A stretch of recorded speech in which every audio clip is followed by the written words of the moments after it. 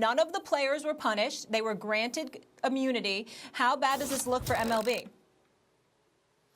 It looks bad, and the primary reason it looks bad is that the Astros punishment in retrospect looks light. So once you punish the Astros to the extent that you did, if you're Manfred, it's not a good situation to be in when the Red Sox come up because they cheated, but any kind of punishment but not as bad as the Astros. That's what the investigation revealed. So it wasn't as systemic. It wasn't a systemic issue in quite the same way it was in Houston. So what do you do here? If you already set the standard for a worse cheating scandal, much worse as it turns out, if you believe the fact finding, then how do you punish the Red Sox? Well, it has to be less. And the way this comes out during the pandemic, not that the Major League Baseball could plan it this way, but it feels like a news dump. How people do this late on a Friday and no one's paying attention, and then they release bad news because that's the best time to do it. It won't have legs like it would be in the beginning of the week where it could last news cycles.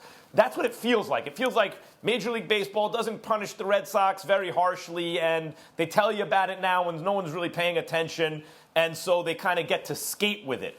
In and of itself, the punishment for the Red Sox you could maybe justify based on the facts.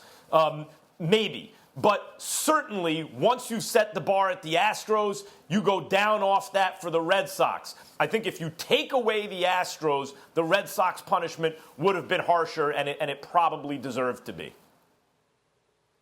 It definitely looks bad for Major League Baseball, Max. And if you've got a bench coach that was with Houston and he became the manager for the Boston Red Sox, and back-to-back years he's associated with World Series titles, but in one instance you're punished excessively in Houston. I'm talking about as an organization, certainly not with the players, but the manager and the general manager lost their job.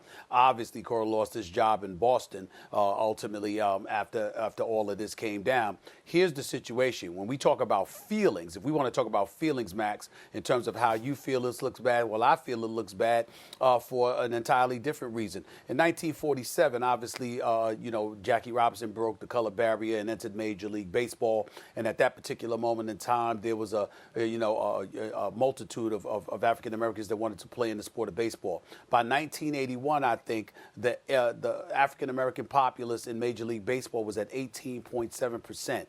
By 2017, according to stats, it was at 6.7% and declining.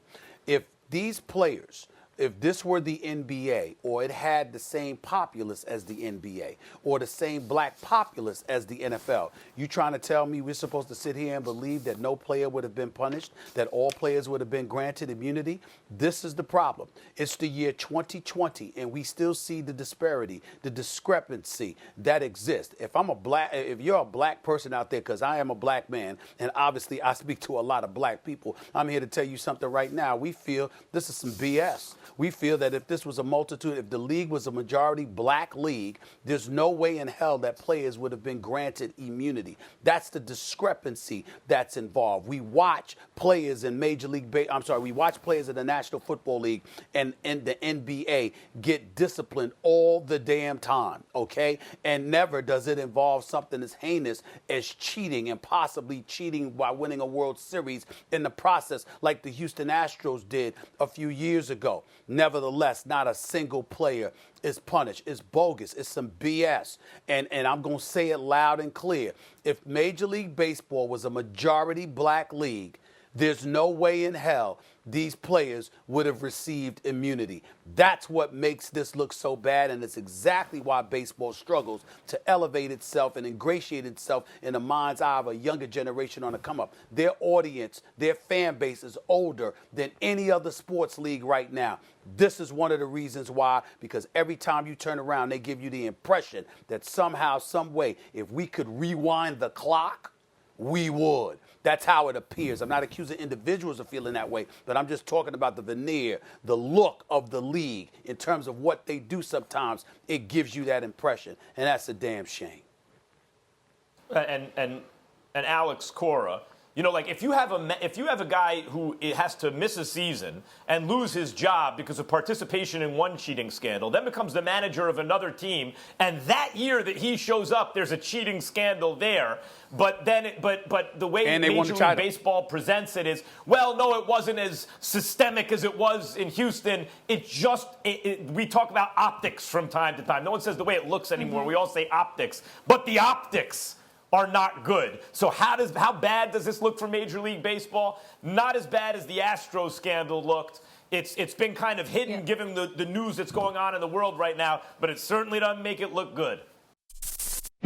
Thanks for watching ESPN on YouTube. For live streaming, sports, and premium content, subscribe to ESPN+.